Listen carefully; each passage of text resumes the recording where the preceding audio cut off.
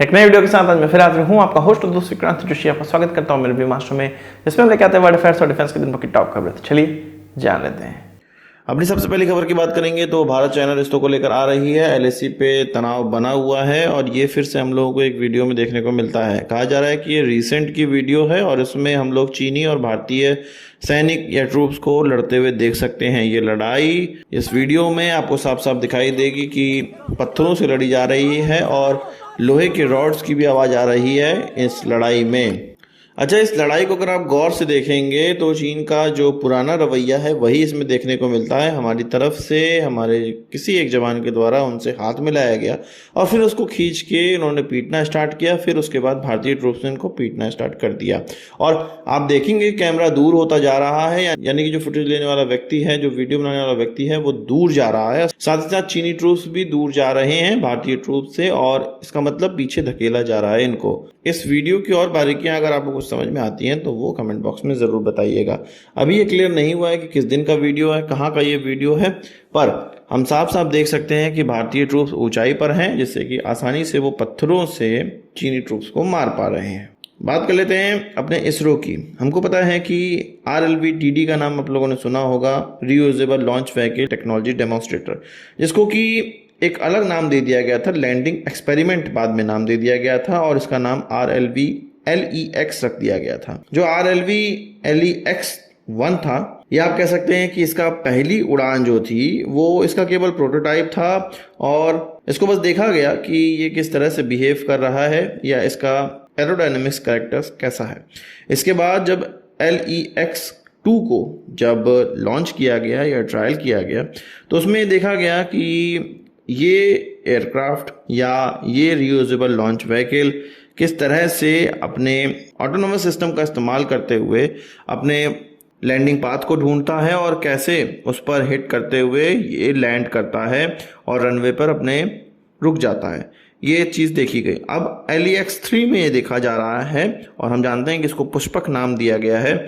इसमें देखा जाएगा कि इसको 4.5 किलोमीटर की ऊंचाई पर सीनूक हेलीकॉप्टर के द्वारा ले जाया जाएगा और फिर इसको ऊंचाई से गिराया जाएगा। इस बार जो इसमें कैपेबिलिटी डाली गई है या जिसकी चेकिंग करनी है, इसके ऑटोनोमसली रनवे पर पहुंचने को तो मॉनिटर करना ही है, उसकी टेक्नोलॉजी को तो देखना ही है। साथ ही साथ इसका जो रेट ऑफ डिसेंट है, मतलब इसके नीचे गिरने की जो तेजी है, उसको कम या ज़्यादा ये भी किया जा सकता है। ये चीज़ चेक करनी है और इसी का डेमोन्स्ट्रेशन और इसी का एक्सपेरिमेंट इस ट्रायल में करना है। मतलब हम अपने एयरक्राफ्ट को किस तरह से जब वो ज़मीन के नज़दीक पहुंचता है वो ज़मीन को कम गति से हिट करे, ये चीज़ उसमें डाल रहे हैं ताकि वो धीरे धीरे, जैसे कि हम लोग SpaceX के रॉकेट्स के स्टेजों को देखते हैं कि वो आसानी से धीरे धीरे, रनवे की आवश्यकता भी नहीं पड़ती है, वो धीरे धीरे नीचे उतरता है और एक जगह पे उतरकर अपनी उपस्थिति दिखाता है।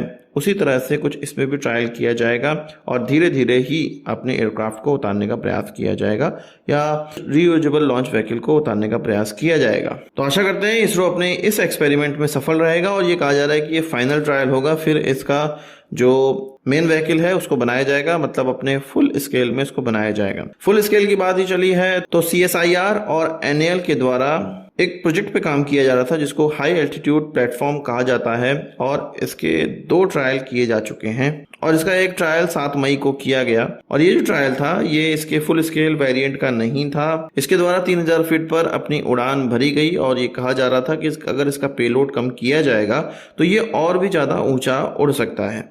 इसी खास बात यह है कि इसका जो रडार है या पेलोड है वो एक इंडियन स्टार्टअप गैलेक्सी स्पेस के द्वारा बनाया गया है। साथ ही साथ हम जानते हैं कि ये जो प्रोटोटाइप है या ये जो प्लेटफॉर्म है वो सोलर पावर्ड है, पर जनरली हम ये देखते हैं कि चीनी सोलर पैनल्स का इस्तेमाल किया जाता है, पर यहाँ पर US की कंपनी माइक्रोलिंक के द्वारा बनाए गए सोलर पैनल का इस्तेमाल किया जा रहा है जो कि एडवांस सोलर सेल से बना हुआ है और इसमें सिलिकॉन सोलर सेल के बजाय गैलियम आर्सेनाइड सोलर सेल इस्तेमाल किए गए हैं जो कि 20% जो कि चीनी सोलर पैनल होते हैं उसकी एफिशिएंसी 20% होती है, उससे बढ़कर इसकी एफिशिएंसी 30% हो जाती है। तो बढ़िया क्वालिटी का इसमें सोलर पैनल का इस्तेमाल किया गया है और यूएस से आने वाले सोलर पैनल का इस्तेमाल किया गया है। इसका जो वेट है वो 150 किलो हो जाएगा और इसके द्वारा 15 किलो का पेलोड ले जाया जाएगा जब ये फुल स्केल वेरिएंट में तैयार हो जाएगा। कहा जा रहा है कि 2025 तक इसको रेडी कर दिया जाएगा और इसका ट्रायल हम लोग उसके बाद ही देख सकते हैं। बात कर लेते हैं भारत में इस्तेमाल होने वाले ड्रोन्स की, और एक नया ड्रोन हम लोगों को वीडियो में देखने को मिला है जिसको कि जॉनेट JF2 कहा जाता है। ये हल्का हाथ से लॉन्च किए जाने वाला फिक्स विंग का एक ड्रोन है जो कि राजस्थान में एक मिलिट्री एक्सरसाइज में हम लोगों को देखने को मिला। ये जो ड्रोन बनाने वाली कंपनी है इसको हाल फिलहाल में ही JM1 लॉइटरिंग म्यूनिशन का ऑर्डर भी दिया गया है जो कि नेवल और लैंड पर टारगेट को नष्ट करने के लिए इस्तेमाल किया जाएगा। ये जो JM1 है इसको न्यूमेटिक ग्राउंड बेस्ड कनेक्टर से लॉन्च किया जा सकता है और ये 25 मिनट का इंड्योरेंस रखता है। ये जब अपने टारगेट को देख लेता है तो उस पर उसको डिस्ट्रॉय करने के लिए गिर पड़ता है, और अगर ये इसको गिरने का निर्देश नहीं दिया जाता है तो ये केवल सर्विलांस करके वापस भी आ सकता है। और जो हम लोगों ने JF2 देखा है इसको हाथ से लॉन्च किया जा सकता है और ये एक सर्विलांस वाला ड्रोन है। इसका मतलब ये है कि भारत भी अब छोटे ड्रोन्स पर काम कर रहा है और ये ड्रोन्स अभी रशिया और यूक्रेन युद्ध में बहुत ज़्यादा काम आ रहे हैं। यूक्रेन इसका बहुत ज़्यादा इस्तेमाल कर रहा है और इन्हीं ड्रोन्स का इस्तेमाल करते हुए यूक्रेन की तरफ से ये कहा गया है कि रशियन बॉर्डर के लगभग 600 किलोमीटर अंदर एक उनका Su-57 खड़ा था जिसको कि यूक्रेन की तरफ से अपने ड्रोन का इस्तेमाल करके उड़ा दिया गया है। हालांकि ये अपने रनवे पे खड़ा था और ऐसे ही खड़ा था, उड़ने को तैयार नहीं था। और 2 फुटेज यूक्रेन की तरफ से शेयर की गई हैं जिसमें कि पहले इसको बिल्कुल इंटैक्ट दिखाया जा रहा है और दूसरे में ये दिखाया जा रहा है कि इस पर कोई बम गिराया गया है जिसका कि यूक्रेन क्लेम कर रहा है कि उसी के द्वारा गिराया गया है। और उनका ये कहना था कि Su-30 को पूरी तरह से अगर डैमेज नहीं किया गया है तो थोड़ा बहुत डैमेज तो इसको पहुंचाया गया है।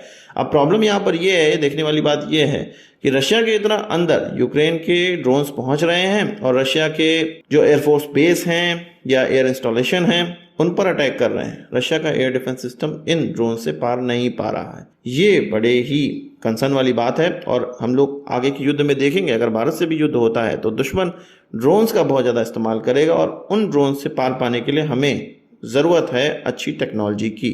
आपका कहना है इस पर कमेंट बॉक्स में जरूर बताइएगा। तो आज की इस वीडियो के लिए बस इतना ही। आशा करता हूँ कि वीडियो पसंद आया होगा, आपको एक बड़ा आंसर जरूर देंगे। इस वीडियो संबंधी सवाल सुझाव हो कमेंट बॉक्स में जरूर लाइएगा और यदि आपने हमारा चैनल सब्सक्राइब नहीं किया उसे भी कर लीजिए क्योंकि हम इस प्रकार की वीडियो लाते रहते हैं। नमस्कार, थैंक यू, जय हिंद।